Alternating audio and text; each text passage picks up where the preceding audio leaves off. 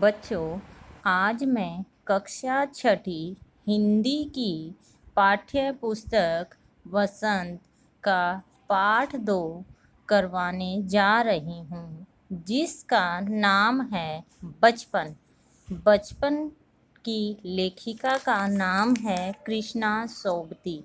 कृष्णा सोबती ने अपने बचपन की यादों को याद करके यहाँ बताया है कि बचपन में वह क्या क्या करती थी, उस समय पर क्या होता था और आज हमारे समय में किस तरह से बदलाव आया है।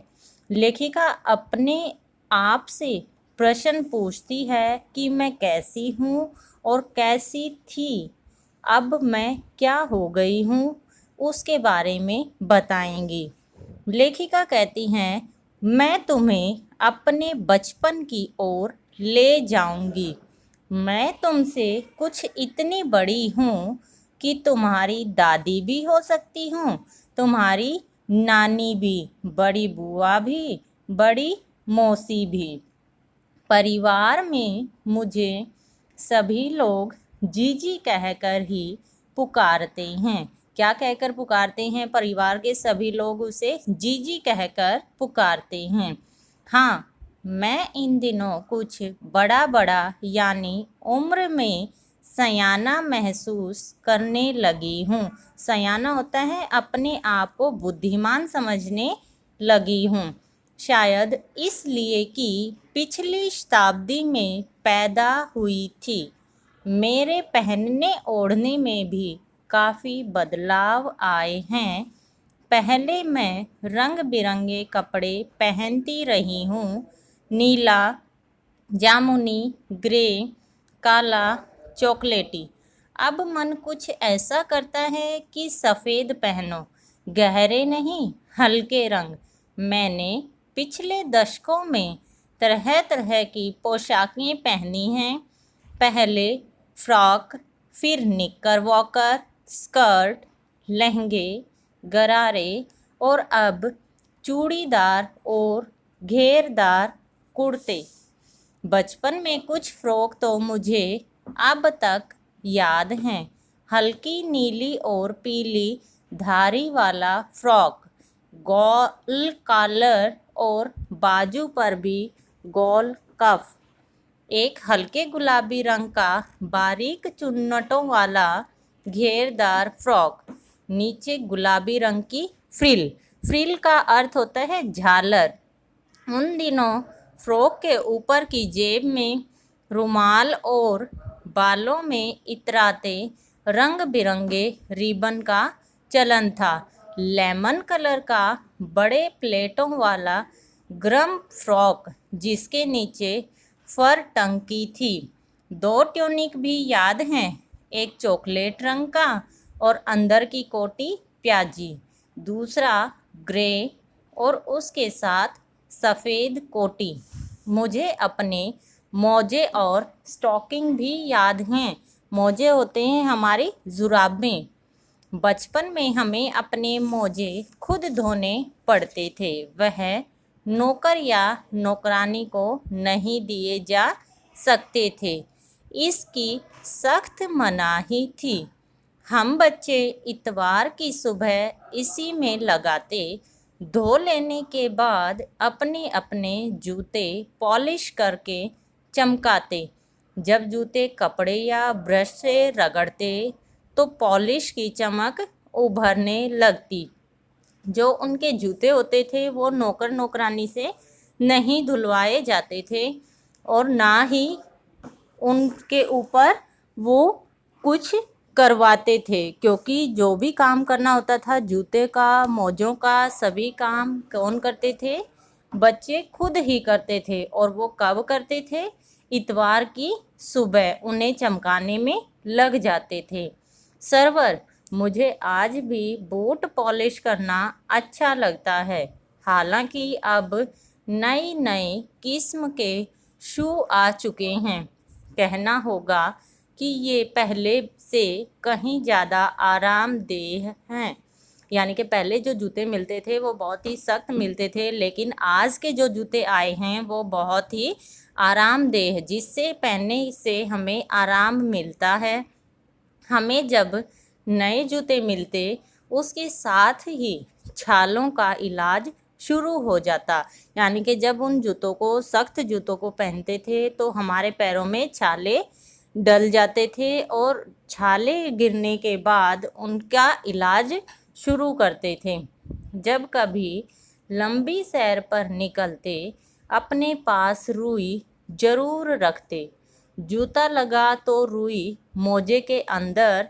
हाँ, हमारे तुम्हारे बचपन में तो बहुत फर्क आ चुका है। हर शनिचर को, शनिचर क्या होता है, शनिवार को ऑलिव ऑयल का अर्थ होता है जैतून का तेल, और कैस्टर ऑयल पीना पड़ता था, या कैस्टर ऑयल का मतलब है अरंडी का तेल। यह एक मुश्किल काम था। शनिचर की सुबह से ही नाक में इसकी गंध आने लगती। छोटे शीशे के गिलास जिन पर ठीक खुराक के लिए निशान पड़े रहते थे, उन्हें देखते ही मितली होने लगती थी। मितली होना मीन्स जी ललचाना उनका लगता था, जैसे उल्टी आने को होती है, तो इसी तरह से उसको तेल को देखकर उनका जी मिचलाने लगता था। मुझे आज भी लगता है कि अगर हम न भी पीते वह शनिवारी दवा तो कुछ ज़्यादा बिगड़ने वाला नहीं था, सेहत ठीक ही रहती। तुम्हें बताऊंगी कि हमारे समय और तुम्हारे समय में कितनी दूरी हो चुकी है, यहाँ तक कि बचपन की दिलचस्पियाँ भी बदल गई हैं। याद रहें, उन दिनों कुछ घरों में ग्रामोफोन थे, रेडियो और टेलीविज़न नहीं थे। हमारे बचपन की कुल्फ़ी आइसक्रीम हो गई है, यानी कि जो पहले जिसको हम कुल्फ़ी बोलते थे वो, उसको आज हम क्या बोलते हैं, आइसक्रीम। कचौड़ी समोसा पैटीज़ में बदल गया है। सहतूत और फालसे और खसखस के शरबत कोक पेप्सी में। उन दिनों कोक नहीं, लेमनेड विम्टो मिलती थी। शिमला और नई दिल्ली में बड़े हुए बच्चों को वेंगर्स और डेविको रेस्तरां की चॉकलेट और पेस्ट्री मज़ा देने वाली होती। हम भाई बहनों की ड्यूटी लगती शिमला मॉल से ब्राउन ब्रेड लाने की। हमारा घर मॉल से ज़्यादा दूर नहीं था, एक छोटी सी चढ़ाई और गिरजा मैदान पहुंच जाते। वहां से एक उतराई उतरते और मॉल पर कन्फेक्शनरी काउंटर पर तरह तरह की पेस्ट्री और चॉकलेट की खुशबू मन भावनी। हम हफ्ते में एक बार चॉकलेट खरीदने की छूट थी। बच्चों को क्या होता है कि एक बार उन्हें हफ्ते में चॉकलेट खरीदने की छूट होती थी।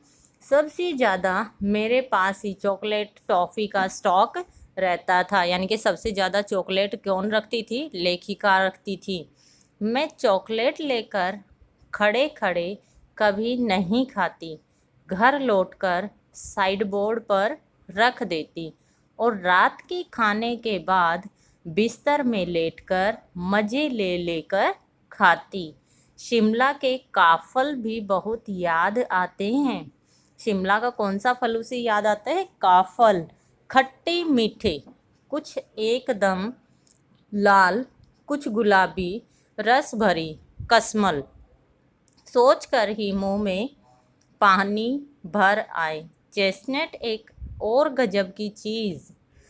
एक यहाँ पर चेस्टनट के बारे में बताया है कि चेस्टनट ऐसी चीज़ थी जिसे आग पर भूनने जाते और फिर उसके छिलके उतार कर मुँह में, यानी कि चेस्टनट को भूनकर पहले उसके छिलके उतारते और बाद में हम खाते थे।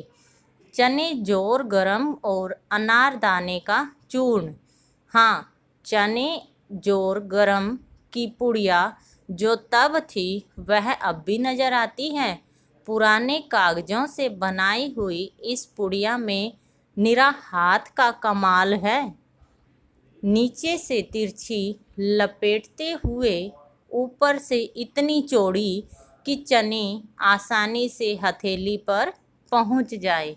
एक वक्त था जब फिल्म का गाना चना जोर गरम बाबू मैं लाया मज़ेदार चना जोर गरम, यह गाना उन दिनों स्कूल के हर बच्चे को आता था। एक फिल्म का यहाँ गाना बताया है जो कि उस समय पर होता था और स्कूल के हर बच्चे को उसका गाना याद था।